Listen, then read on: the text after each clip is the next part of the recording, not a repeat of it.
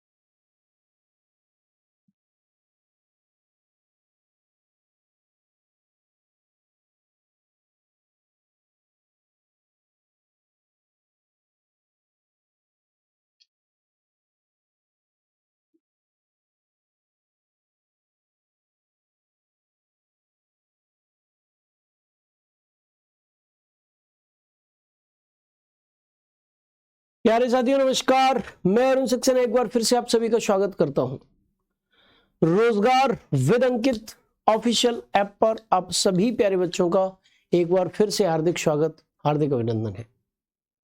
क्या मेरी आवाज आप तक पहुंच पा रही है? हेलो जी, चलिए, आवाज भी अच्छे से आ रही है। ठीक है भाई, तो हम सभी लोग भाई जुड़ चुके हैं एक बार फिर से बेहतरीन क्लास को लेकर। रामदयाल महतो जी, रणधीर कुमार जी, सोनू कुमार जी, विमल सोनी जी, सोनू जी, नीरज कुमार जी, रामेश्वर पांडे जी, एक मिनट और देंगे भाई। चलिए भाई, रामेश्वर पांडे जी, सौरभ कुमार जी, रवि केशरवानी जी, नितिन भाई जी, अखिलेश जी, रणधीर जी, शिवेंद्र जी, विपिन जी, अशोक सैनी जी, मुकेश जी, अर्जुन राठौर जी, अभिषेक कुमार जी, सीमा कुमारी जी, बादल पांडे जी, आप सभी लोग क्लास में लाइव जुड़ चुके हैं। बहुत बहुत स्वागत। जो नहीं आए फटाफट से जुड़िए बेटा। आज भारत के खनिज टॉपिक को कंप्लीट करेंगे और एक नया टॉपिक स्टार्ट कर देंगे जिसका नाम होगा भारत का मानसून, भारत की जलवायु। इस टॉपिक को स्टार्ट कर देंगे। ठीक है जी, चलिए तो स्टार्ट करते हैं बच्चे। खत्म करते हैं सबसे पहले हम खनिज नामक टॉपिक को। तो खनिज नामक जो टॉपिक चल रहा था उसमें कल की क्लास में मैंने आप लोगों को बहुत सारी चीजें बताई थी। हम लोग विशेष तौर पर चल रहे थे पेट्रोलियम के पास। पेट्रोलियम के बारे में कल आपको बता रहा था, सूचित कर रहा था पेट्रोलियम के बारे में। ठीक है जी, मेरी आवाज इत्यादि आप तक सही ढंग से पहुंच रही होगी, ऐसी मेरी उम्मीद है ना। चलिए, बहुत अच्छा। तो प्यारे बच्चों, अगर हम बात करें पेट्रोलियम की, तो प्यारे साथी ये जो पेट्रोलियम टॉपिक है ना, पेट्रोलियम, इसके बारे में कल मैंने बताया था कि ये भी एक जीवाश्म ईंधन है और एक ईंधन खनिज का उदाहरण है। यानी कि इसके माध्यम से इसको भी हम ईंधन के तौर पर इसका प्रयोग करते हैं। किसके तौर पर? ईंधन के तौर पर इसका प्रयोग हम लोग करते हैं बच्चों। क्लियर है आप लोगों को? और इससे बने उत्पादों के बारे में कल मैंने बताया था कि डीजल है, पेट्रोल है, केरोसिन ऑयल है, ये सब इससे प्राप्त होते हैं। ठीक है जी। और मेरे प्यारे बच्चे, इसके अतिरिक्त भी मैंने बहुत सारी चीजें आप लोगों को बता रखी हैं। मैंने कल आपको बताया था क्योंकि इससे बने हुए उत्पाद काफी महंगे होते हैं, इसीलिए इसे काला सोना कहा जाता है। ब्लैक गोल्ड की संज्ञा इसको दी जाती है बच्चों। ठीक है, क्या कहा जाता है? ब्लैक गोल्ड, काला सोना इसको कहा जाता है। ये सारी की सारी चीजें मैंने बताई थी। इसके क्षेत्रों पर कल चर्चा चल रही थी कि भारत में इसके प्रमुख क्षेत्र कौन से हैं। भारत का एक नक्शा मैंने बनाया था, अपतटीय क्षेत्र, अभितटीय क्षेत्र, ये सब क्या होते हैं ये भी मैंने आपको समझाया था। तो एक बार फिर मैं चर्चा करने जा रहा हूं आपके साथ। पेट्रोलियम टर्शरी युग के अवसादी चट्टानों में पाया जाता है। यह एक प्रकार का जीवाश्म ईंधन है और भारत में कोयला के बाद दूसरा प्रमुख ऊर्जा संसाधन जो है वो पेट्रोलियम ही है। भारत में किसके बाद बेटा? कोयले के बाद दूसरा प्रमुख ऊर्जा संसाधन जो है वो पेट्रोलियम ही है मेरे प्यारे बच्चे। तो ये चीज आपको अच्छे तरीके से समझ में आ रही है, क्लियर है आपके सामने। अच्छा, इसके बाद मेरे प्यारे बच्चे, पेट्रोलियम एवं इससे बने हुए आर्थिक रूप उत्पाद जो है वो आर्थिक रूप से अधिक मूल्यवान होते हैं, इसलिए इसे काला सोना कहा जाता है। और पेट्रोलियम से प्राप्त होने वाले प्रमुख उत्पाद केरोसिन तेल, डीजल, पेट्रोल, कृत्रिम रबड़, कॉस्मेटिक इत्यादि हैं। ये भी मैं आप लोगों को अच्छे से समझा चुका हूं प्यारे बेटा, ठीक है जी। अच्छा, इसके बाद हम लोग अगर चर्चा करें आगे की, तो देखिए पेट्रोलियम से संबंधित क्षेत्रों की बात आएगी। तो मैंने कल आपको दो चीजें बताई थी। एक चीज बताई थी अपतटीय क्षेत्र, यानी कि offshore regions, offshore regions, offshore regions. और अपतटीय क्षेत्र का मतलब ऑफशोर रीजन्स है। इसका मतलब, इसका सेंस क्या होता है प्यारे साथी? इसका मतलब होता है तट से दूर, जैसे बॉम्बे हाई क्षेत्र, यहां पर बॉम्बे हाई, बॉम्बे हाई क्षेत्र जो तट से दूर हो और समुद्र के अंदर हो, उनको अपतटीय क्षेत्र कहा जाता है, ठीक है। उनको क्या कहा जाता है? अपतटीय क्षेत्र कहा जाता है। और एक है अभितटीय क्षेत्र बच्चे, अभितटीय क्षेत्र, अभितटीय क्षेत्र, ऑनशोर रीजन्स, ऑनशोर रीजन्स, ठीक है जी। ये अभितटीय क्षेत्र क्या होते हैं? अभितटीय क्षेत्र का मतलब है सीमा के अंदर वाले क्षेत्र, ये अभितटीय क्षेत्र है। जैसे कृष्णा गोदावरी का जो डेल्टा है उसके आसपास के क्षेत्र, ठीक है, वो अभितटीय क्षेत्र है। अच्छी तरीके से आप समझ लेना। कॉस्मेटिक प्रोडक्ट होते हैं भाई, अल्पा मौर्य जी आप तो जानती होंगी अच्छी तरीके से कॉस्मेटिक्स के बारे में। तो अभितटीय क्षेत्र और अपतटीय क्षेत्र दोनों मैंने बताए हैं। और इसके बाद भारत का नक्शा एक कल मैंने बनाया था, और भारत के नक्शे में ही आप लोगों को बताया था कि जो पेट्रोलियम है इसके प्रमुख क्षेत्र भारत में कौन कौन से हैं। इसके प्रमुख क्षेत्र जो है वो भारत में कौन कौन से हैं, ये मैंने आप लोगों को कल चर्चा की थी और आपको बताया भी था। देखिए, ये भारत का नक्शा है, मैप है, आराम से आप देख पा रहे हैं भारत के नक्शे को। और यहां पर जो सबसे पुराना तेल क्षेत्र मैंने कल आपको जानकारी दी थी वो असम तेल क्षेत्र है। ब्रह्मपुत्र घाटी तेल क्षेत्र भी हम लोग इसको कह सकते हैं। हाँ बेटा, आरओ एग्जाम के लिए काफी महत्वपूर्ण क्लास है, बहुत फायदा मिलेगा। अंकित कनौजिया जी, पीडीएफ में क्वालिटी थोड़ी सही करिए बेटा। मैं बिल्कुल पीडीएफ को आज देखता हूं, क्या गलती है, क्या सुधार हो सकता है, मैं बिल्कुल करता हूं, ठीक है जी। अच्छा, तो ये असम तेल क्षेत्र है मेरे प्यारे बच्चे, कल भी मैंने आप लोगों को समझाया था असम तेल क्षेत्र। और ये जो असम तेल क्षेत्र है प्यारे बेटा, ये असम तेल क्षेत्र के अंतर्गत शिवसागर है, शिवसागर है, मोरान है, नहरकटिया है, नहरकटिया है, नहरकटिया है, और आपका डिगबोई है। ये सारे के सारे क्षेत्र जो है वो आते हैं, शिवसागर, मोरान, नहरकटिया, डिगबोई, ये सारे के सारे क्षेत्र आ रहे हैं असम तेल क्षेत्र के अंतर्गत। ये कच्चे तेल उत्पादक प्रमुख क्षेत्र हैं बच्चों, ठीक है जी। अच्छा, इसके बाद एक गुजरात क्षेत्र, मैंने गुजरात का जो तटीय क्षेत्र है ये बताया था। गुजरात का तटीय क्षेत्र ये भी भारत में प्रमुख कच्चा तेल उत्पादक क्षेत्र है, गुजरात का तटीय क्षेत्र। इसके बारे में मैंने आप लोगों को बताया था कि कौन कौन से क्षेत्र आ रहे हैं। ढोलका है, कलोल है, महसाणा है, ये सारे के सारे क्षेत्र मेरे बच्चे इसके अंतर्गत आते हैं। ढोलका, कलोल, महसाणा इत्यादि बच्चे, ठीक है जी। क्लियर हो गया आप लोगों को, समझ में आ गया होगा ये चीज। अच्छा, इसके बाद अपतटीय क्षेत्र है, जैसे पश्चिमी अपतटीय क्षेत्र में बॉम्बे हाई क्षेत्र मैंने बताया आपको, बॉम्बे हाई क्षेत्र ये सबसे बड़ा तेल क्षेत्र है भारत में। इसके दक्षिण पश्चिम में बेसिन तेल क्षेत्र मिलेगा, बेसिन तेल क्षेत्र मिलेगा इसके दक्षिण पश्चिम में। और मेरे प्यारे बच्चे, यहां पर अलियाबेट तेल क्षेत्र भी देखने को मिल जाएगा, अलियाबेट तेल क्षेत्र, अलियावेट तेल क्षेत्र भी आप लोगों को यहाँ पर देखने को मिल जाएगा बेटा। क्लियर है? अलियावेट तेल क्षेत्र आपको देखने को मिल जाएगा प्यारे बच्चे यहाँ पर। ठीक है जी। अच्छा, तो ये तो पश्चिमी अपतटीय क्षेत्र हो गए। अपतटीय क्षेत्र क्या होते हैं ये मैंने आपको बता दिया है। और पूर्वी अपतटीय क्षेत्र जो है वो कृष्णा गोदावरी बेसिन के पास में, जो बंगाल की खाड़ी में जो आपको अपतटीय क्षेत्र मिलेगा वो पूर्वी अपतटीय क्षेत्र है। पूर्वी अपतटीय क्षेत्र, ठीक है जी। Eastern offshore reason. अगर आपसे क्वेश्चन पूछा जाए कि भारत का सबसे पुराना तेल क्षेत्र कौन सा है, तो भारत का सबसे पुराना तेल क्षेत्र असम तेल क्षेत्र है। अगर आपसे क्वेश्चन पूछा जाए कि भारत में सबसे ज्यादा तेल का, कच्चे तेल का भंडार कहाँ मिलता है या उत्पादन कहाँ से होता है, तो अपतटीय तेल क्षेत्र से होता है। पश्चिमी और पूर्वी अपतटीय क्षेत्रों को मिलाओगे तो आप लोगों को 50% के आसपास कच्चा तेल जो भारत में उत्पन्न होता है वो इन अपतटीय क्षेत्रों से ही उत्पादित होता है। ठीक है जी। अच्छा, एक कृष्णा गोदावरी डेल्टा के आसपास का ये वाला क्षेत्र भी इंपॉर्टेंट है, यहां से भी कच्चे तेल की प्राप्ति जो है वो होती है बच्चों। तो ये भारत के नक्शे पर अच्छी तरीके से मैंने आप लोगों को समझाने का प्रयत्न किया है। एक बार इन तेल क्षेत्रों को रिटन तौर पर भी देख लीजिए। ठीक है जी। तो मैंने आप लोगों को बताए हैं major areas of petroleum in India. Brahmaputra घाटी असम में कौन से हैं?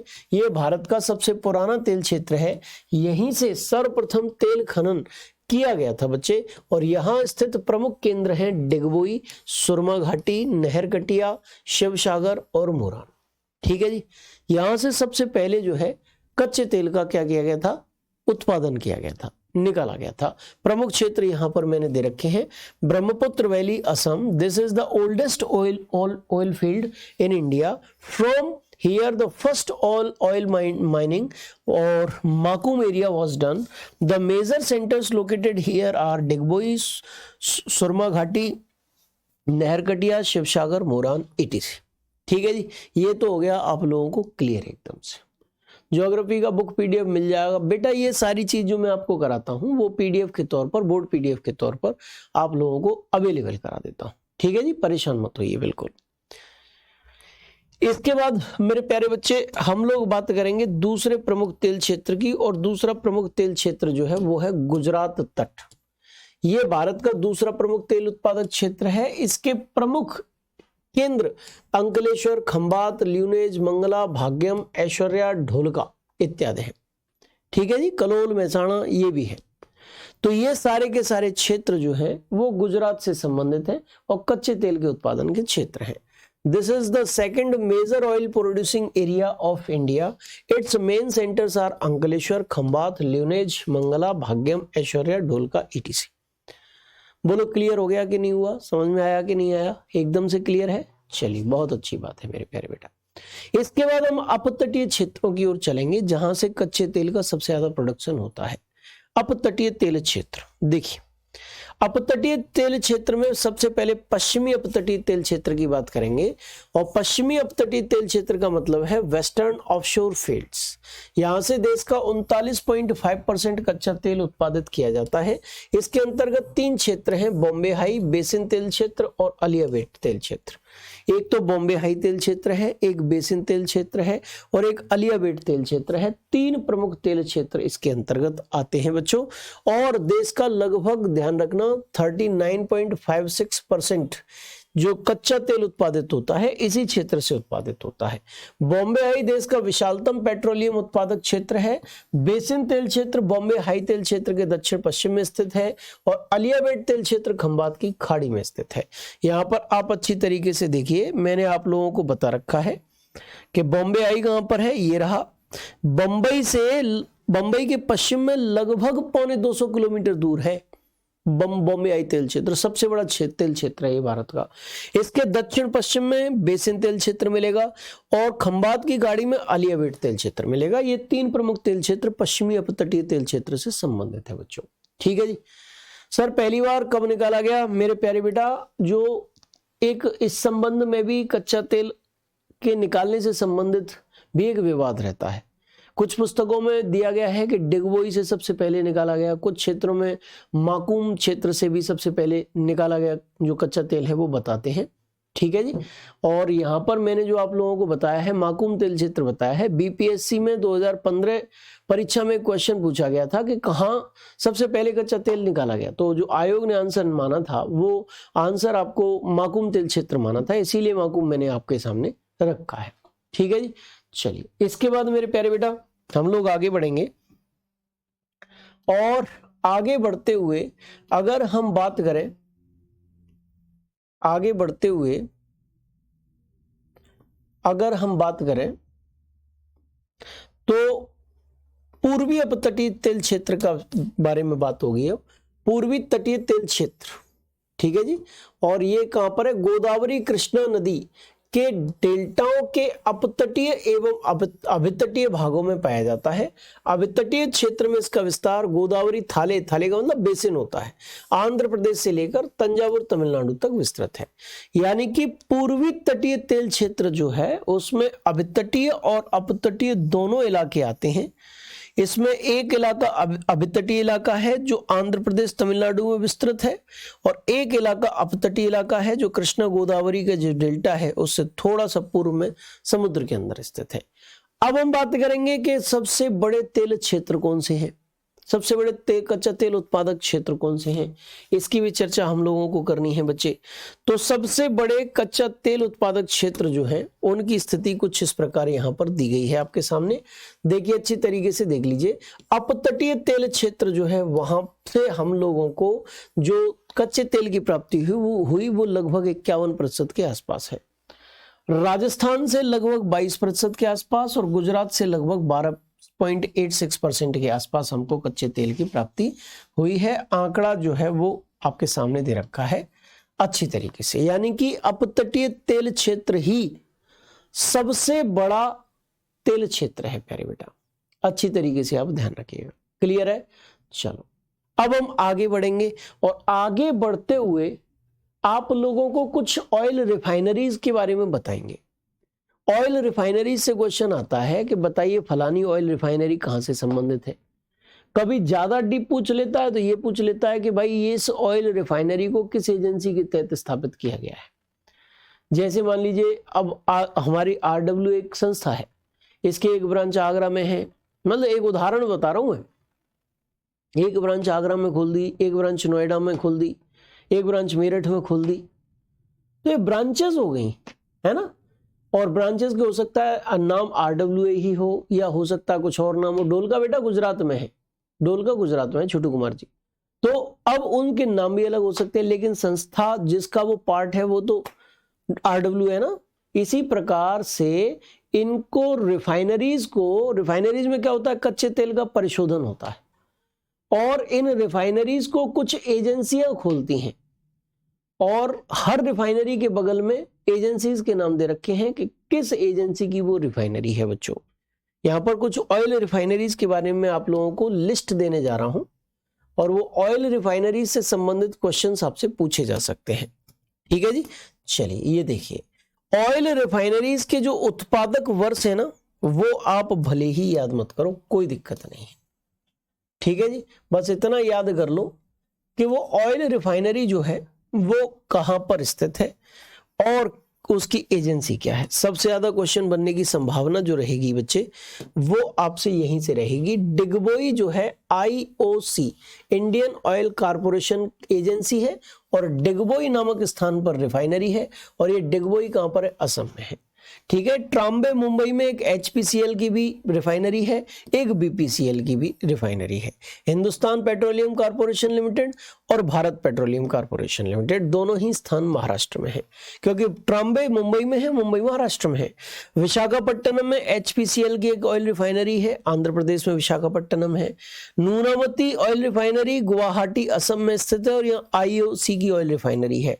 बरौनी रिफाइनरी बिहार में स्थित है, यहाँ भी IOC की रिफाइनरी है। कोयली रिफाइनरी गुजरात में स्थित है, और यहां भी IOC की ही एक ऑयल रिफाइनरी है बच्चों। ठीक है जी। अच्छा इधर आप आओगे मेरे प्यारे साथी, तो यहां पर भी आप लोगों को ये देखने को मिल रहा है, ये देखिए आप अच्छी तरीके से यहां पर क्लियर वे में आप देखेंगे। देखो कोच्चि ऑयल रिफाइनरी केआरएल के अंतर्गत आती है, एजेंसी केआरएल है और केरल में स्थित है।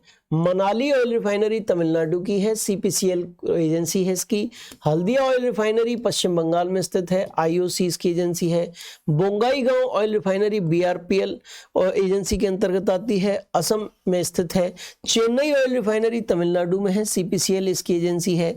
नागपट्टनम ऑयल रिफाइनरी तमिलनाडु में है, सीपीसीएल इसकी भी एजेंसी है। मथुरा ऑयल रिफाइनरी उत्तर प्रदेश में है, आईओसी इसकी एजेंसी है। मंगलौर ऑयल रिफाइनरी कर्नाटक में है, एमआरपीएल इसकी एजेंसी है। और पानीपत करनाल जो है वो हरियाणा में एजेंसी इसकी रिफाइनरी है और आईओसी इसकी एजेंसी है बच्चे। ठीक है जी। चलिए इसके बाद मेरे प्यारे साथी अगर हम चर्चा करें तो यहां पर आप अच्छी तरीके से देखिएगा,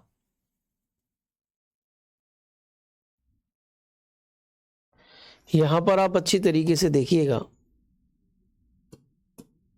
नुमालीगढ़ रिफाइनरी जो है असम में है, एनआरएल की रिफाइनरी है। जामनगर रिफाइनरी गुजरात में है, आरआईएल की रिफाइनरी है। तातीपाक का रिफाइनरी आंध्र प्रदेश में है, ओएनजीसी की रिफाइनरी है। वादिनार एसआर ग्रुप की रिफाइनरी है गुजरात में। भटिंडा एचपीसीएल की रिफाइनरी है पंजाब में। बीना बीपीसीएल की रिफाइनरी है मध्य प्रदेश में। और पारादीप में आईओसी की रिफाइनरी है उड़ीसा में। तो इस प्रकार से आईओसी की full form Indian oil corporation है भाई सचिन शर्मा जी। ठीक है जी। तो इस प्रकार से मेरे प्यारे बच्चे आप लोगों को ये रिफाइनरीज पता चल गई, एजेंसी रिफाइनरीज पता चल गई, कहाँ है एजेंसीज भी पता चल गई। अब आप में से कुछ बच्चों का डाउट है कि गुरुजी इन रिफाइनरी एजेंसीज के फुल नेम्स क्या क्या है। फुल नेम्स इनके क्या क्या है। तो रिफाइनरी एजेंसीज के अगर फुल नेम्स आपको प्राप्त करने हैं तो वो रिफाइनरी एजेंसीज आपको यहाँ पर दे रखी हैं। देखो, तेल एवं प्राकृतिक गैस निगम ओएनजीसी इसकी शॉर्ट फॉर्म है। ऑयल इंडिया लिमिटेड ओआईएल की शॉर्ट फॉर्म है। इंडियन ऑयल कॉर्पोरेशन आईओसी की शॉर्ट फॉर्म है, फुल फॉर्म है sorry. Hindustan petroleum corporation HPCL की फुल फॉर्म है। भारत पेट्रोलियम कॉर्पोरेशन बीपीसीएल की फुल फॉर्म है। और रिलायंस इंडस्ट्रीज लिमिटेड आरआईएल की फुल फॉर्म है। आरआईएल है, जेडएल नहीं, आरआईएल। ठीक है, इनकी फुल फॉर्म है बच्चों। तो इस प्रकार से रिफाइनरी एजेंसीज हैं जो विभिन्न जगहों पर ऑयल रिफाइनरी से संबंधित है। इनका भी स्थापना वर्ष आप छोड़ सकते हैं। ठीक है जी, स्थापना वर्ष से संबंधित नहीं, जहां तक है क्वेश्चन आने वाला नहीं है। ज्यादा डीप पूछेगा तो आपसे एजेंसी पूछ सकता है, अन्यथा एजेंसी भी वो नहीं पूछने वाला है। एजेंसी भी बच्चे वो नहीं पूछने वाला। क्लियर है। एसआर एक ग्रुप है राजकुमार जी। तो इस प्रकार से आपका पेट्रोलियम टॉपिक भी पूरी तरीके से कंप्लीट हो गया। प्राकृतिक गैस की अब हम चर्चा करने वाले हैं। प्यारे बच्चे, किसकी चर्चा करने वाले हैं? प्राकृतिक गैस की हम लोग जो है वो चर्चा करने वाले हैं। और अगर हम प्राकृतिक गैस की चर्चा करें बच्चे, तो ये जो प्राकृतिक गैस है वो देखिए क्या होती है। देखिए, जहां पर कच्चे तेल का खनन होता है ना, तो कच्चे तेल के कुओं में तेल की परत के ऊपर एक गैस पाई जाती है जिसको प्राकृतिक गैस कहते हैं। जब भी हम कच्चे तेल का क्या करते हैं, दोहन करते हैं, निकालते हैं, तो तेल की परत के ऊपर ही गैस की परत पाई जाती है। और वो जो गैस की परत है, वो जो गैस है वही प्राकृतिक गैस है, वही नेचुरल गैस है बच्चे। क्या है? वही प्राकृतिक गैस है, वही नेचुरल गैस है प्यारे बच्चा। ठीक है जी, अच्छी तरीके से समझ में आया? चलिए, बहुत अच्छी बात है। तो ये प्राकृतिक गैस के प्रमुख क्षेत्र कौन से हैं? बोलो बच्चे, प्राकृतिक गैस के प्रमुख क्षेत्र कौन से हैं? वे क्षेत्र जहां कच्चे तेल का उत्पादन होता है, वही क्षेत्र प्राकृतिक गैस के प्रमुख क्षेत्र हैं। ऑयल जो ओएनजीसी है ना, ओएनजीसी वो प्राकृतिक गैस की खोज से संबंधित है। कच्चा तेल, प्राकृतिक गैस की खोज, इससे संबंधित है। और जो गेल कंपनी है, gas authority of India limited, वो इसके डिस्ट्रीब्यूशन से संबंधित है। किसके? प्राकृतिक गैस के। दो कंपनियां मेजर रोल प्ले करती हैं। एक ओएनजीसी, कहां पर प्राकृतिक गैस, कच्चे तेल के भंडार हो सकते हैं, कहां से इसकी प्राप्ति हो सकती है, इसकी खोज ओएनजीसी करती है। और इसके बाद अगर ये ओएनजीसी इसकी खोज कर लेती है, तो इसके बाद मेरे बेटा आपकी एक कंपनी है, कौन सी? गेल। और GAIL company gas authority of India limited जो है वो क्या करती है, गेल कंपनी मेरे प्यारे बच्चे इसका डिस्ट्रीब्यूशन करती है जरूरत के हिसाब से। ठीक है जी, चलिए तो मेरे प्यारे बेटा यहां पर आप देखेंगे गैस के बारे में। तो मैंने आपको बताया था कि प्राकृतिक गैस अधिकांशतः खनिज तेल के साथ मिलती है। यह तेल भंडार के ऊपर स्थित होती है और तेल कूप वेदन के समय बाहर निकलती है। यानी कि जब हम कच्चा तेल निकालते हैं तो उसी समय ये जो प्राकृतिक गैस होती है वो बाहर निकलती है बेटा। ठीक है जी, चलिए इसके बाद मैंने कुछ कंपनीज आप लोगों को बताई हैं, उन कंपनीज के बारे में भी आप अच्छी तरीके से देख लो। देश में प्राकृतिक गैस की खोज और उत्पादन ओएनजीसी और ओआईएल द्वारा और इसके प्रसंस्करण, संप्रेषण और वितरण का कार्य GAIL gas authority of India limited द्वारा किया गया है। ठीक है जी, ये भी आप अच्छे तरीके से देख लीजिए, समझ लीजिए बच्चों। अब हम स्टार्ट करते हैं कि इस प्राकृतिक गैस के प्रमुख उत्पादक क्षेत्र कौन से हैं। यहां पर आप अच्छी तरीके से देखिए, प्रमुख उत्पादक क्षेत्र आपको मिलेंगे। अपतटीय क्षेत्रों ने जो इस प्राकृतिक गैस का उत्पादन किया 2017-18 का डाटा है 67.40% किया है, 67.40%। और इसी के साथ असम जो है, असम के विभिन्न कच्चा तेल उत्पादक क्षेत्र जो हैं उन्होंने 9.86% और गुजरात के जो कच्चा तेल उत्पादक क्षेत्र हैं वहां से 4.92% प्राकृतिक गैस का उत्पादन हुआ है बच्चों। ठीक है जी, अच्छी तरीके से ध्यान रख लीजिए इस चीज को। अच्छा, अब अपतटीय क्षेत्र और अभितटीय क्षेत्रों में तो आपने देख लिया कि अपतटीय क्षेत्रों का योगदान जो है इसके लिए बहुत ज्यादा है। अच्छा, कुछ कंपनियां प्राइवेट क्षेत्र की भी लगी हुई हैं, जैसे रिलायंस कंपनी लगी हुई है कृष्णा गोदावरी बेसिन में प्राकृतिक गैस के निकालने में। तो यहां प्राइवेट और सार्वजनिक क्षेत्र का योगदान भी दे रखा है। सार्वजनिक क्षेत्र का योगदान लगभग 80.58% और निजी क्षेत्र का योगदान लगभग 19.41% पाया जाता है। ठीक है जी, क्लियर हो गया आप लोगों को? अच्छी तरीके से देख लीजिए, समझ लीजिए। तो ये प्राइवेट क्षेत्र हो गए, सरकारी क्षेत्र हो गए, वो भी बता दिए। इस प्रकार से ये जो खनिज है वो खनिज में ज्यादातर खनिजों के बारे में जहां से क्वेश्चन बन सकता है वो मैंने कंप्लीट करा दिया। 4 से 5 क्लासेस मैंने ली हैं इस टॉपिक को कंप्लीट कराने में बच्चे। उम्मीद पूरी है कि आप लोगों को अच्छे तरीके से ये पहुंचा होगा ये टॉपिक। अच्छा, सबसे इंपॉर्टेंट क्वेश्चन क्या बनते हैं? सबसे इंपॉर्टेंट क्वेश्चन मेरे प्यारे बेटा बनते हैं प्रमुख जो खनिज हैं उनके उत्पादक क्षेत्रों से। यानी कि प्रमुख खनिजों के प्रमुख उत्पादक क्षेत्र आखिरकार कौन कौन से हैं। तो वो एक टेबल मैंने बना रखी है जिससे आपको याद करने में बहुत ज्यादा परेशानी नहीं हो। ठीक है, आपको याद करने में परेशानी नहीं हो। रामेश्वर पांडे जी कह रहे हैं वर्तमान में तो या चेंज हो गई होगी। बेटा अगर वर्तमान पुस्तकों में 2024 डाटा वाली पुस्तक भी के लेके आओगे ना, पब्लिकेशन 2024 वाली, तब भी डाटा वही ज्यादा से ज्यादा 2020 का मिलेगा आपको। मैं 2018 IMYB के डाटा आपको दे रहा हूं। बहुत सारी क्षेत्रों में डाटा आपको 2024 पब्लिकेशन वाली बुक्स में भी 2013-14 का ही मिलेगा। क्यों? क्योंकि जो IMYB होती है ना उनकी रिपोर्ट कुछ समय बाद आती है, और दूसरी बात उनमें भी डाटा जो है एकदम 2024 का नहीं मिलेगा आपको, पुराना ही मिलेगा। तो इसमें मेरी गलती नहीं है। एग्जैक्ट डाटा अगर मैं मान लीजिए इंटरनेट से खोज के आपको ले आता कि वर्तमान में ये है, और वो गलत भी हो सकता है, तो वो एग्जैक्ट डाटा आपको पहुंचाने के लिए ये मैंने स्पष्ट स्थिति बताई है। ये आपको भ्रमित नहीं करेगा, डाटा जो है एग्जैक्ट है। स्रोत भी मैंने आप लोगों को बता दिया है। ठीक है बच्चा, तो मैं आपको मिसगाइड नहीं कर रहा हूं, यहाँ पर जो सत्य है वो एकदम से बताया है।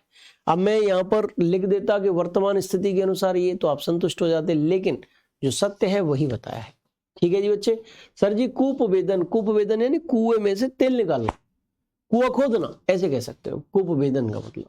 क्वेश्चन आता है पूजा पाल जी, क्वेश्चन बहुत आते हैं। ठीक है जी। सबसे ज्यादा कच्चा तेल कहां प्राप्त होता है? अपतटीय क्षेत्र, तेल क्षेत्र से। सबसे बड़े कच्चा तेल का उत्पादक क्षेत्र कौन सा है? बॉम्बे हाई तेल क्षेत्र है। काला सोना किसे कहते हैं? पेट्रोलियम को कहते हैं। ऐसे करके क्वेश्चन बहुत सारे आते हैं। ठीक है जी। खनिज का प्रैक्टिस सेट करा देंगे बेटा, बिल्कुल करा देंगे। सचिन शर्मा जी कूप वेदन क्या होता है मैंने आपको बता दिया। कितना क्वेश्चन आता है अब ये तो कंफर्म नहीं कह सकते बेटा कि कितना क्वेश्चन आएगा, ओम नारायण जी कह रहे हैं आप बहुत अच्छा समझ में आ गया, चलिए बहुत बहुत धन्यवाद, थैंक यू वेरी मच बेटा। नोट्स बनाऊं या पीडीएफ से रिवीजन करूं? वैसे तो पीडीएफ से रिवीजन कर लो, विशेष तौर पे बोर्ड पीडीएफ से करो। रिटन पीडीएफ में अगर कोई गलती है तो मुझे बताओ, हो भी सकती है गलती। बोर्ड पीडीएफ इसीलिए अवेलेबल मैं करा रहा हूं जिससे कि आप बोर्ड पीडीएफ पे ज्यादा ध्यान दे सकें। कई बार मैं बोर्ड पीडीएफ नहीं देता हूं तो आप लोग कहते हो कि गुरुजी बोर्ड पीडीएफ के बिना कुछ नहीं है, इसे तो दो उसे दो। अब मैं बोर्ड पीडीएफ दे रहा हूं तो आप रिटन की तरफ भाग रहे हो। विशेष तौर पर बोर्ड पीडीएफ पे ध्यान दो आप, ठीक है जी। सचिन शर्मा जी, कूप वेदन का मतलब कुआं को खोदना या कुएं में से तेल निकालना, कूप वेदन का मतलब है, ठीक है। चलिए अब मेरे प्यारे बच्चे, क्वेश्चन जो आता है, जो ट्रेंड रहा है उसके अनुसार आपसे खनिज नामक टॉपिक में यह क्वेश्चन जरूर पूछा जाता है कि बताओ भाई मैग्नीज का प्रमुख उत्पादक क्षेत्र कौन सा है? तो बालाघाट है। आपसे क्वेश्चन पूछा जाएगा कि हीरा के लिए सबसे महत्वपूर्ण क्षेत्र कौन सा है? पन्ना और सतना जिले हैं मध्य प्रदेश के। आपसे क्वेश्चन पूछा जाएगा बताओ भाई कि सोने का प्रमुख क्षेत्र कौन सा है? तो कोलार व हट्टी क्षेत्र है। इस प्रकार से बहुत सारे क्वेश्चंस आपसे क्षेत्र विशेष से पूछे जाते हैं। तांबे का प्रमुख उत्पादक क्षेत्र कौन सा है? तो खेतड़ी क्षेत्र है राजस्थान का। इस प्रकार बहुत सारे क्वेश्चंस पूछे जाने की संभावना आपसे बनेगी बच्चे, ठीक है जी। तो वो क्वेश्चन आपसे न छूटे इसलिए टेबल मैंने बना ली है, मेहनत मैंने कर ली है, आप बस याद कर लो, ठीक है बच्चे। चलिए तो मैं सबसे महत्वपूर्ण क्षेत्रों के बारे में आप लोगों को बता रहा हूं जो ज्यादा महत्वपूर्ण है प्यारे बेटा, ठीक है जी। चलिए तो सबसे महत्वपूर्ण क्षेत्रों में लिस्ट जो है वो आपकी निकल के आ रही है। देखो, केंदुझर क्षेत्र है ओडिशा का, किसके लिए फेमस है? मैग्नीज उत्पादन के लिए। बालाघाट क्षेत्र इंपॉर्टेंट ज्यादा है। बालाघाट क्षेत्र मध्य प्रदेश का है, किसके उत्पादन के लिए फेमस है? मैग्नीज के लिए। श्रीकाकुलम क्षेत्र है आंध्र प्रदेश का, किसके उत्पादन के लिए फेमस है? मैग्नीज के। खोदरीबा क्षेत्र आपका अलवर राजस्थान में है, तांबा के उत्पादन के लिए फेमस है। मोसावानी क्षेत्र झारखंड में है, तांबा के उत्पादन के लिए फेमस है। इनमें खोदरीबा क्षेत्र ज्यादा इंपॉर्टेंट रहेगा। रामगिरी की खाने हैं आंध्र प्रदेश में सोना के भंडार के लिए। रांची, पलामू, लोहारडगा झारखंड बॉक्साइट के उत्पादन के लिए हैं। अमरकंटक मध्य प्रदेश बॉक्साइट के उत्पादन के लिए फेमस है। अमरकंटक पर भी आप इंपॉर्टेंट लगा लीजिए बच्चे, ठीक है जी। अच्छा, इसके बाद मेरे प्यारे साथी डल्ली राजेरा बेलाडेला क्षेत्र है, छत्तीसगढ़ के हैं, किसके प्रोडक्शन के लिए फेमस है? लोहे के प्रोडक्शन के लिए फेमस है, इंपॉर्टेंट है ये। गुरु महिसानी बादाम पहाड़ कहां पर है? ओडिशा में, किसके प्रोडक्शन के लिए फेमस है? लोहे के प्रोडक्शन के लिए फेमस है, ये भी इंपॉर्टेंट है। बाबा बुदन पहाड़ियां और कुद्रेमुख क्षेत्र कर्नाटक में है बच्चे, और कर्नाटक के ये क्षेत्र किसके प्रोडक्शन के लिए फेमस है? तो लोहे के प्रोडक्शन के लिए फेमस है।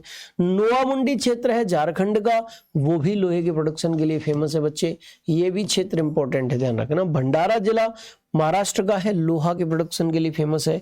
कुद्रेमुख क्षेत्र कर्नाटक का है, मैग्नेटाइट लोहा के प्रोडक्शन के लिए फेमस है। सलेम क्षेत्र तमिलनाडु का है, मैग्नेटाइट लोहा के लिए फेमस है, ठीक है जी। अच्छा, इसके बाद मेरे प्यारे बच्चे कोझिकोड क्षेत्र केरल का है, मैग्नेटाइट लोहा के लिए फेमस है। जादूगोड़ा क्षेत्र झारखंड का है, यूरेनियम प्रोडक्शन के लिए फेमस है, इंपॉर्टेंट भी है बच्चे। माडस्क जो है खासी पहाड़ी में स्थित क्षेत्र है, यूरेनियम के प्रोडक्शन के लिए फेमस है। तुमल्लापल्ली क्षेत्र आंध्र प्रदेश का है, यूरेनियम के प्रोडक्शन के लिए फेमस है। चित्तौड़गढ़ क्षेत्र राजस्थान का है, चांदी के प्रोडक्शन के लिए फेमस है और इंपॉर्टेंट भी है। बड़ौद क्षेत्र गुजरात का है, चांदी के प्रोडक्शन के लिए फेमस है। खेतड़ी क्षेत्र मोस्ट इंपॉर्टेंट है, तांबा के उत्पादन के लिए बच्चे राजस्थान का क्षेत्र है। क्योंझर क्षेत्र है ओडिशा का बच्चे, क्रोमाइट के उत्पादन के लिए फेमस है। कालाहांडी कोरापुट क्षेत्र ओडिशा का है, बॉक्साइट के उत्पादन के लिए फेमस है, इंपॉर्टेंट आप लगा लीजिए बच्चे, ठीक है जी। इसके बाद बच्चे बस्तर क्षेत्र छत्तीसगढ़ का है, टिन के प्रोडक्शन के लिए फेमस है, इंपॉर्टेंट लगा लीजिए। कोलार व हट्टी की खाने कर्नाटक में है बच्चे, स्वर्ण के प्रोडक्शन के लिए फेमस है। पन्ना क्षेत्र मध्य प्रदेश का है और ये हीरा के लिए फेमस है। जावर क्षेत्र राजस्थान का है, सीसा जस्ता के प्रोडक्शन के लिए फेमस है। खोदरीवा क्षेत्र राजस्थान का है, ये भी सीसा जस्ता के प्रोडक्शन के लिए फेमस है। हनुमानगढ़ क्षेत्र राजस्थान का है, जिप्सम के प्रोडक्शन के लिए फेमस है। केरल के तटवर्ती क्षेत्र बहुत इंपॉर्टेंट है, आपके थोरियम के प्रोडक्शन के लिए फेमस है। रामपुर अगूचा भीलवाड़ा राजस्थान में है, सीसा के प्रोडक्शन के लिए। कोडरमा क्षेत्र झारखंड का है, बहुत इंपॉर्टेंट है अब्रक के उत्पादन के लिए बच्चे। और इसके बाद मेरे प्यारे बेटा तलचर क्षेत्र उड़ीसा का है, फेमस है कोयला के उत्पादन के लिए। रानीगंज क्षेत्र सबसे बड़ा क्षेत्र है पश्चिम बंगाल में, कोयले से संबंधित। तातापानी रामकोला क्षेत्र छत्तीसगढ़ में, कोयला से संबंधित। सिंगरैनी क्षेत्र आंध्र प्रदेश में है, कोयला से संबंधित। तो बच्चे ये प्रमुख क्षेत्र थे, आपने अच्छी तरीके से देख लिए। ये क्या है? प्रमुख क्षेत्र हैं, ये आपने अच्छे से देख लिए बेटा। ठीक है, ये पूरा टॉपिक मैंने पूरी जान लगा दी है पढ़ाने में। इस टॉपिक को अच्छे से कवर कराने में पूरी जान मैंने लगा दी है। अब आपको ऐसी उम्मीद है कि आप बिल्कुल घोंट के पी गए होंगे, अच्छी तरीके से समझ में आ गया होगा और अब आपसे कोई क्वेश्चन नहीं छूटेगा, ऐसी भी मेरी उम्मीद है बेटा। ठीक है जी, चलिए। तो इस प्रकार से इस टॉपिक का अब होता है अंत। Topic finished, topic finished.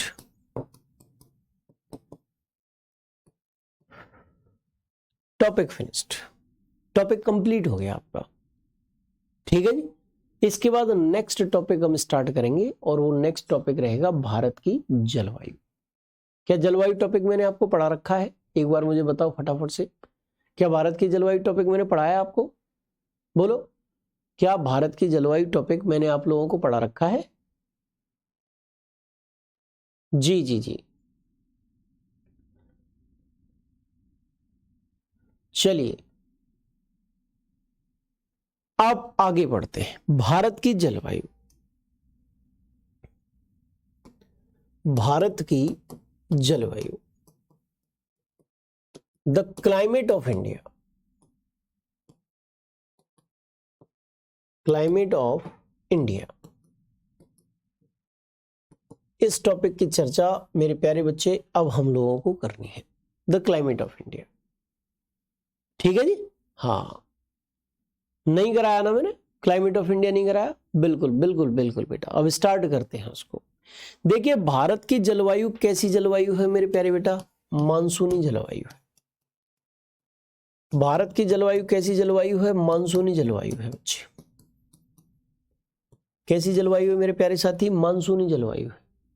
मानसूनी क्लाइमेट है भारत में। और ये जो मानसूनी जलवायु है ना प्यारे बच्चे, ये जो मानसूनी जलवायु है ना, ये मानसूनी जलवायु के बारे में इतना समझ लीजिए, आप अच्छे से समझ लीजिए। ये जो मानसूनी जलवायु है, ये मानसून होता क्या है? सबसे पहले आपको समझना है मानसून होता क्या है। देखिए मानसून शब्द की उत्पत्ति मौसम शब्द से हुई है और ये मौसम शब्द अरबी भाषा का शब्द है, अरबी भाषा का शब्द है और इसका अर्थ होता है मौसम। अर्थात वे पवनें जो मौसम के अनुसार अपनी दिशा चेंज कर लेती हैं, उन्हें मानसूनी पवनें कहा जाता है। वे पवनें जो मौसम के अनुसार अपनी दिशा को चेंज कर लें, वे पवनें मेरे भैया मानसूनी पवन कहलाती हैं। बोलो बच्चों, क्या कहलाती हैं? मानसूनी पवन कहलाती हैं। उन पवनों को मानसूनी पवन कहा जाता है। ठीक है जी, मानसूनी पवन कहा जाता है। अर्थात वे पवनें जो मौसम के अनुसार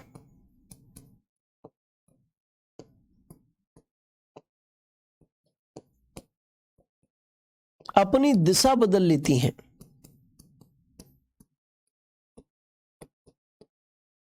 अपनी दिशा बदल लेती हैं,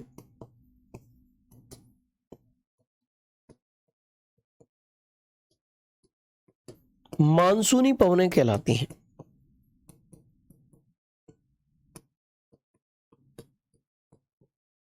मानसूनी पवनें कहलाती हैं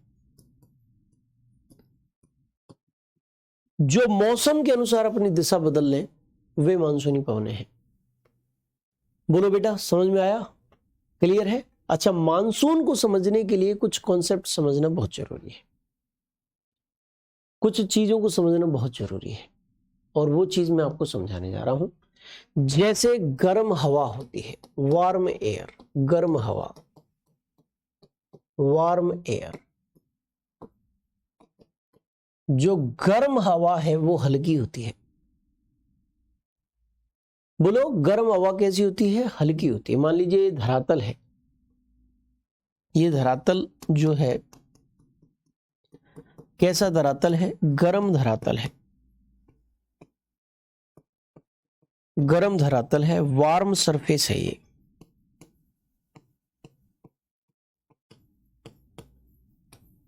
वार्म सरफेस है, गर्म धरातल है ये बच्चे। ठीक है जी, गर्म धरातल। और गर्म धरातल के आसपास की हवा भी गर्म होगी। और ये ध्यान रखो कि गर्म हवा जो है, वार्म एयर जो है, वो हल्की होती है और हल्की होकर ऊपर उठती है। हल्की होती है एवं ऊपर उठने का गुण रखती है, ऊपर उठने का गुण रखती है। कैसी होती है बेटा? हल्की होती है और ऊपर उठने का गुण रखती है। पहली बात। कौन सी एयर बेटा? वार्म एयर, गर्म हवा। क्लियर है आपको? समझ में आ गया होगा, ऐसी मेरी उम्मीद है। अच्छा, ठंडी हवा। अच्छा, जैसे ये धरातल गर्म है, हवा भी गर्म, और जैसे ही गर्म हवा जो है धरातल के संपर्क में आएगी, गर्म हो जाएगी और तुरंत ऊपर उठेगी। तुरंत कैसे उठेगी? ऊपर उठेगी, ऐसे ऊपर उठ जाएगी बच्चे। क्लियर है? धरातल के संपर्क में आते ही, धरातल के संपर्क में आते ही ये क्या करेगी? ये ऊपर उठेगी मेरे प्यारे बच्चे। और जमीन पर क्या बन जाएगा? निम्न वायुदाब बन जाएगा। क्योंकि वायुदाब का मतलब क्या होता है? हवाओं के द्वारा जमीन पर लगाया गया बल, डाला गया दबाव, दाब, वो वायुदाब कहलाता है। और जब हवाएं ऊपर उठ रही हैं तो जमीन पर हवाओं के द्वारा लगाया गया बल कम हो जाएगा और हम कहेंगे कि निम्न वायुदाब की स्थिति बन रही है। बोलो बच्चों, कैसी बन रही है? निम्न वायुदाब की, लो एयर प्रेशर की स्थिति बन रही है। लो एयर प्रेशर की मेरे प्यारे बच्चे क्या बन रही है? कंडीशन बन रही है। जमीन पर निम्न वायुदाब का निर्माण बनेगा, होगा। किसके कारण? गर्म हवा के कारण। अच्छा, दूसरी हवा, दूसरा प्रकार जो है वो है ठंडी हवा। और ठंडी हवा का मतलब है कोल्ड एयर। और कोल्ड एयर जो होती है, ठंडी हवा जो होती है, वो ठंडी हवा, वो कोल्ड एयर मेरे प्यारे बेटा, अगर हम उसकी चर्चा करेंगे तो जो ठंडी हवा है, जो कोल्ड एयर है, वो कैसी होती है? ये धरातल कैसा है? ये धरातल ठंडा धरातल है, ठंडा धरातल, कोल्ड सरफेस, कोल्ड सरफेस, ठंडा धरातल है बच्चों। ठीक है। अच्छा, ठंडी हवा या गुण भी लिख देता हूं। ठंडी हवा भारी होती है बच्चे, और भारी होकर, भारी का मतलब हैवी, ठीक है जी, और भारी वो नीचे बैठने का गुण रखती है, नीचे बैठने का गुण रखती है, गुण रखती है। नीचे बैठने का क्या रखती है? ये गुण रखती है। कहां पर? नीचे बैठने का, जमीन पर बैठने का गुण रखती है। तो भारी हवा कैसी होगी बेटा? ठंडी हवा कैसी होगी? भारी। और भारी होकर कहां बैठेगी? जमीन पर बैठेगी। और जमीन पर क्या, कैसा वायुदाब बन जाएगा? उच्च वायुदाब क्षेत्र बन जाएगा, हाई एयर प्रेशर बन जाएगा, हाई प्रेशर जोन का निर्माण हो जाएगा बच्चे। कहां पर? जमीन पर। बोलो कहां पर बेटा? जमीन पर। और एक चीज और भी आप लोगों को ध्यान रखनी है, और वो चीज क्या है कि पवनें हमेशा उच्च वायुदाब क्षेत्र से निम्न वायुदाब क्षेत्र की ओर चलती हैं। ये बच्चे अच्छी तरीके से आप देख रहे हो, यहां पर उच्च वायुदाब है, उच्च वायुदाब है इस क्षेत्र में, high air pressure, high pressure. और यहां पर है निम्न वायुदाब, लो प्रेशर। यहां पर क्या है? निम्न वायुदाब है,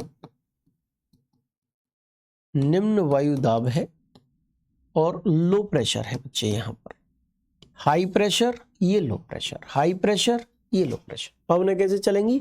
उच्च वायुदाब क्षेत्र से निम्न वायुदाब क्षेत्र की ओर चलेंगी बच्चे। बोलो क्लियर है? समझ में आया? उच्च वायुदाब क्षेत्र से निम्न वायुदाब क्षेत्र की ओर हमेशा पवनें चला करती हैं। ये आप अच्छी तरीके से ध्यान रखिएगा। बोलो क्लियर है? यहां तक चीजें समझ में आ गई होंगी आपको, ऐसा मेरा विश्वास है। ठीक है जी बच्चे, बस आज की क्लास में मेरे बेटा हम यहीं तक रखेंगे, नेक्स्ट क्लास अभी प्रारंभ होनी है। ठीक है जी, आज मैंने आपको खनिज टॉपिक कंप्लीट करा दिया और जलवायु टॉपिक स्टार्ट करा दिया। जलवायु टॉपिक बहुत इंपॉर्टेंट है, यहाँ से क्वेश्चन बनने की संभावना रहेगी बच्चों। अब इस क्लास का समापन करेंगे। आज की क्लास में कोई प्रॉब्लम अगर आपकी रही हो तो आप मुझसे बताइए क्या प्रॉब्लम रही है। धरातल क्या होता है? जमीन, जमीन को धरातल कहते हैं बेटा। समुद्री हवा बेटा वो वायुमंडल में बताएंगे, समुद्री हवा किधर चलती है, स्थलीय हवा किधर चलती है। आज जो मैंने कराया उससे संबंधित कोई दिक्कत हो आपको तो बताइए। चलिए बहुत अच्छा, ठीक है भाई सचिन शर्मा जी, बहुत बहुत धन्यवाद, वेरी गुड। क्षैतिज रूप से गतिशील हवा मेरे प्यारे बेटा पवन कहलाती है। ठीक है जी कमलेश चौहान जी, जो हवा क्षैतिज रूप से चल रही उसे पवन कहते हैं। ये हवा जो है वो पवन कहला रही है। चलिए, जय हिंद, जय भारत, जय महाकाल।